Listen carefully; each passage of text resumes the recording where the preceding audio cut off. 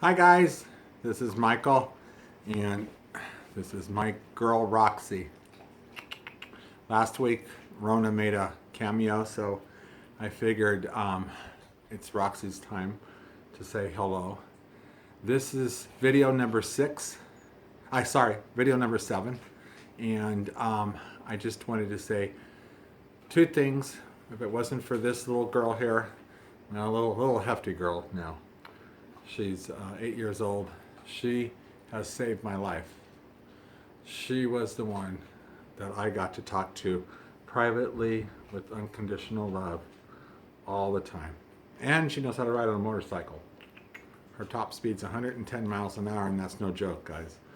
Okay, so Roxy, you sit back over here. All right. So last week we had some good talks about nutrition and everything, and we're going to talk more about nutrition, but probably not today. I don't know. We'll see how time goes. There's so much more on nutrition and eating good and whatever disease that you do have, and this is more going to be mind over matter and using your brain and trying to take the pain away by using your pain. But there's five things that you need to learn how to quit. Okay? And we'll take them slow, and we'll take them. I'm not going to be too dramatic like I can be at times, but this is really, really important. It doesn't matter, again, this is for everyday life or whether you're going through something, no matter what it is, a breakup, a divorce, financial problems, diseases, whatever it is, okay? 5 things. Number 1, please trying to please everyone will not work. It just won't work. And I'm not going to go into too much depth. Everybody has common sense, and use your common sense. There's no way in hell that you can please everybody about every situation that goes on in your life. Some people will be your friend and listen to you. Some people will turn their backs, and because you don't do it their way, they have tunnel vision. So keep that in mind and be vigilant. Know who the people are in your lives that maybe you want advice from. And I'm sorry, I'm fixing the camera. Okay. So that's number 1. Number 2 of the 5 things that you need to quit is stop fearing change. When we fear change, that holds you back. Change is good, no matter if it's for the best or sometimes for the better, because you still learn from it. So fearing change can make you not advance in your life. It can really destroy your goals and opportunities down the road for you. So never fear the change. Just go with it, do it, dive in, They say sink or swim. That's so true. Do not fear change. Living in the past. That's another thing that you need to quit. Living in the past is can be really horrible. I'm just going to put Roxy in the picture a little bit. She looks really pretty there. Huh, Rox? Little diva. Anyway, living in the past can really, it's not good. There are a lot of things in my past that were good, but dwelling on things that should have happened and didn't happen, and going back to a time where you can't reproduce that time ever again, that's not unhealthy to always live in the past. There are a lot of good things from the past, as you know, but don't just stick your mind to it. Another one is, do not put yourself down. Why would you do that? We all make mistakes in life. We all do things that we wished we wouldn't have. You don't have to put yourself down. You just chalk it up for a lesson learned. Okay, putting yourself down does nothing but get you down, and That's not good. That's putting signals to your body and stressing you out for no reason. And I think one of the biggest ones, I don't know if I can explain this right, but one of the biggest ones that I've had problems with is overthinking things. When you overthink something, it just, man, it just takes you around and around and around like one big effing circle that never seems to end. So don't overthink. Go with your gut hunch. Go with your heart feeling. If it doesn't feel right, don't overthink it. Just don't do it. If it feels right and you feel bold and you feel unfearful, then just do it. Don't sit there and dwell on it and say, well, let me think about it for 2 weeks. That's a cliche saying because that's bullshit. You don't need 2 weeks. You already know. You already know in your head. If you need more time than a few minutes, sometimes 30 seconds, you're overthinking, okay? All right.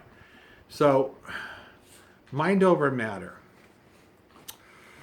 Let's stick on that a little bit because not beating a dead horse, but on video number 2, I spent talking about my myelopathy.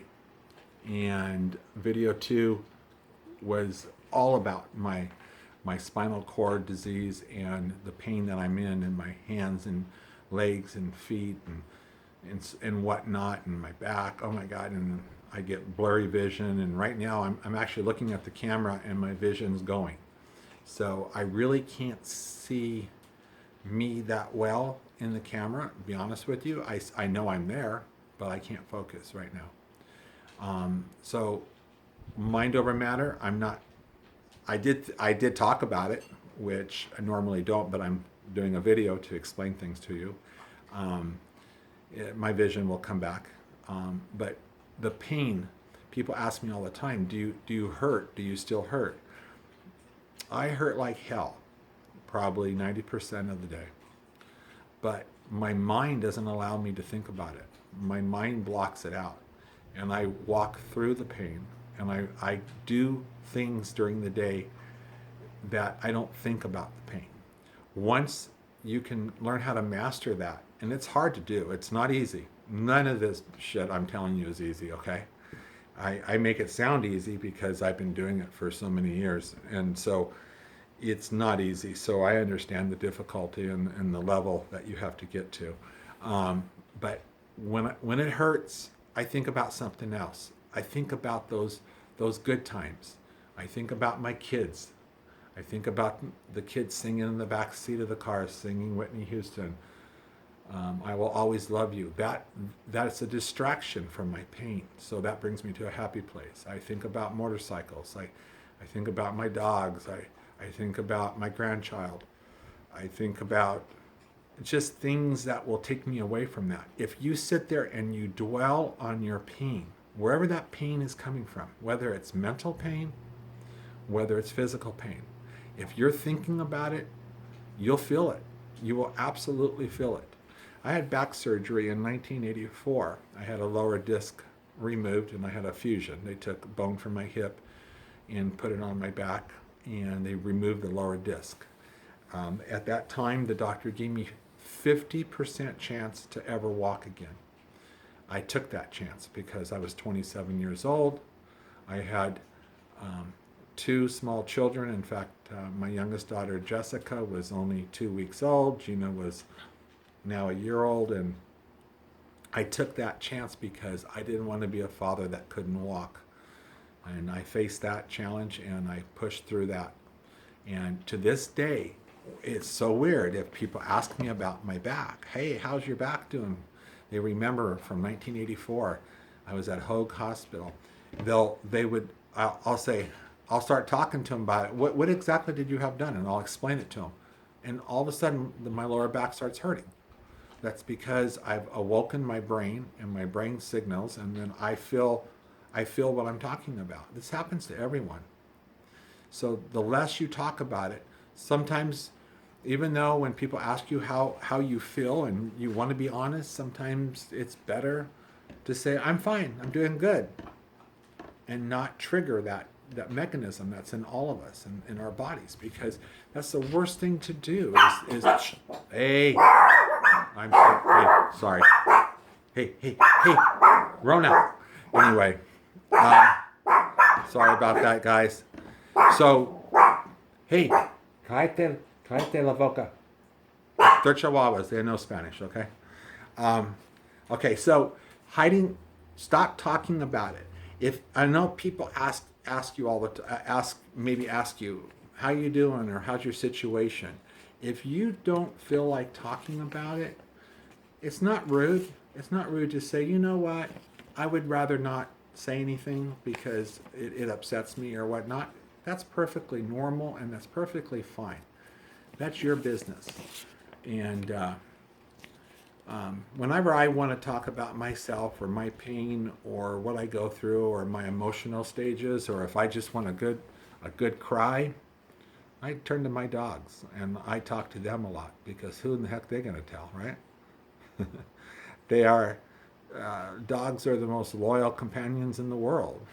You can tell them stuff and they don't tell other people, and they keep it to themselves. And so if I didn't have my dogs, I don't know. My life probably would be different. But anyway, I do. So mind over matter really does work.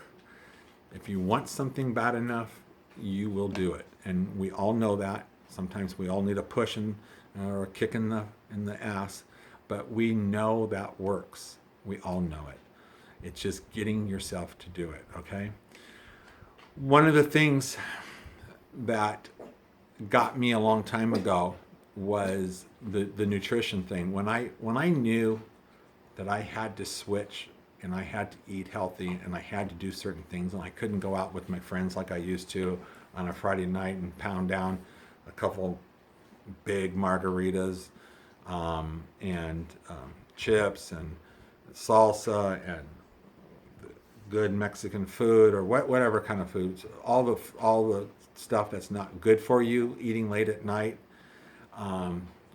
getting a buzz, and when I knew I couldn't do that, I was searching of how to stop. How do you just stop cold turkey? And how do you stop to change your life and try to eat healthy when you tried to earlier in your life, but you just couldn't because of habit. We all want to fit in, but if you're seriously fighting a disease, you can't fit in.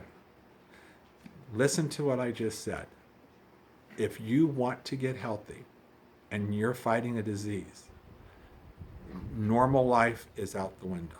The normal that you knew growing up, you cannot fit in. Don't even try, okay? Surrender the white flag and do your own thing. And don't stop trying to please everyone, okay? Stop it, because you won't be able to do it. People will say stuff. The biggest thing people say to me, oh, it won't hurt you. Just come with us. It won't hurt you this time. You're just doing it once. No, it does hurt you. It does absolutely hurt you, and it breaks your routine, it breaks your drive, breaks your vision.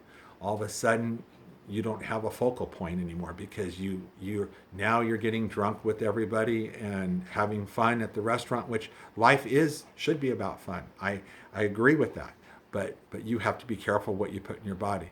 And so what you eat and what you drink, when that affects you and your health, you've got to listen to your body. Your body's number one. Remember, you got to love yourself. You got to love yourself first before you love your friends. Your friends have to learn to change. If they don't, sorry, you need new friends, okay? You will have to find a way. And sometimes it's hard, because then you find out maybe they weren't your real friends if they're not on your side, okay?